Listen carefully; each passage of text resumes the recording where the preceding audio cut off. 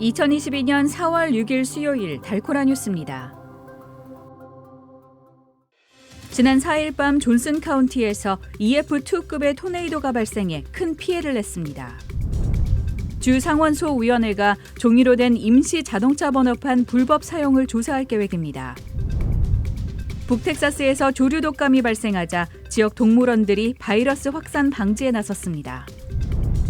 내년 세계 한상대회의 유력한 개최지로 거론됐던 달라스가 최종 선정에서 탈락했습니다.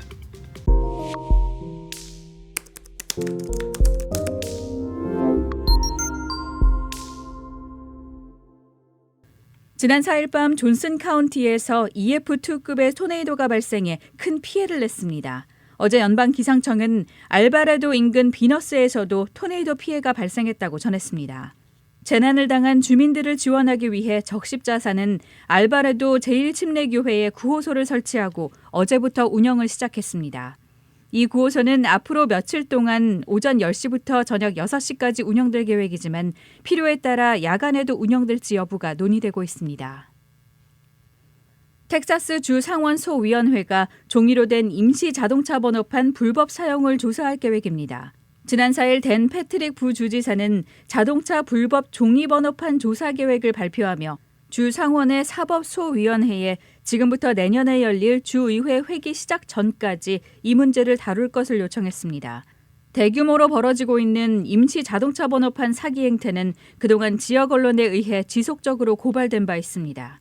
특히 멕시코 국경 지역에서 마약 조직과 인신매매범들이 차량 위장과 단속 회피를 위해 어떻게 가짜 임시 종이 번호판을 사용하는지도 조명됐습니다. 한편 주 상원외에 주 하원의 교통소위원회도 가짜 종이 번호판 불법 유통을 다루는 청문회를 곧 열 계획입니다. 북텍사스에서 조류 독감이 확인된 가운데 포트워스 동물원과 달라스 동물원이 바이러스 확산 방지에 나섰습니다. 조류 독감 감염 사례는 두 동물원으로부터 100마일 거리 이내 장소에서 확인됐습니다. 이에 지난 4일 달라스 동물원은 조류 독감으로 인해 동물원의 새들을 한동안 관람 대상에서 제외시킨다고 밝혔습니다. 또 포트워스 동물원도 조류 독감 위험이 해제될 때까지 대형 새장 운영을 중단하고 풀장 배수를 비롯한 청소 강화 및 소독 방역, 그리고 동물원 내 일부 구역의 관람객 인원도 제한한다고 전했습니다. 2023년 세계 한상대회의 유력한 개최지로 거론됐던 달라스가 최종 선정에서 탈락했습니다. 재외동포재단은 오늘 서울 여의도 글래드 호텔에서 제40차 세계 한상대회 운영위원회를 열고 제21회 세계 한상대회 개최지로 캘리포니아 오렌지 카운티를 최종 선정했습니다. 한상대회가 해외에서 열리는 것은 2002년 첫 대회 개최 후 21년 만에 처음입니다.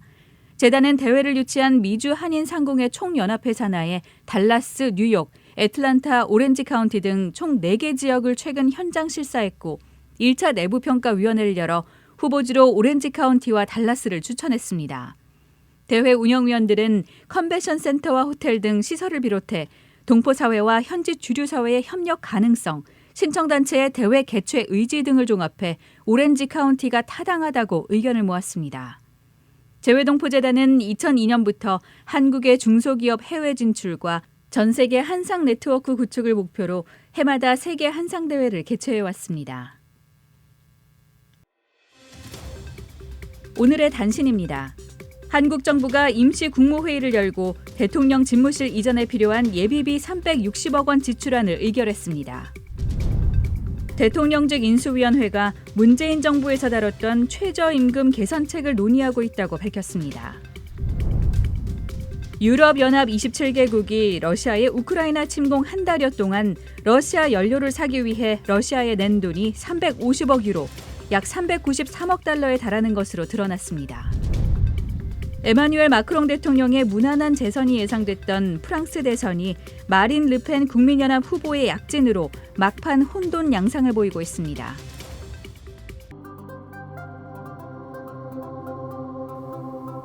지금까지 4월 6일 수요일 달코라 뉴스의 소피아 싱이었습니다.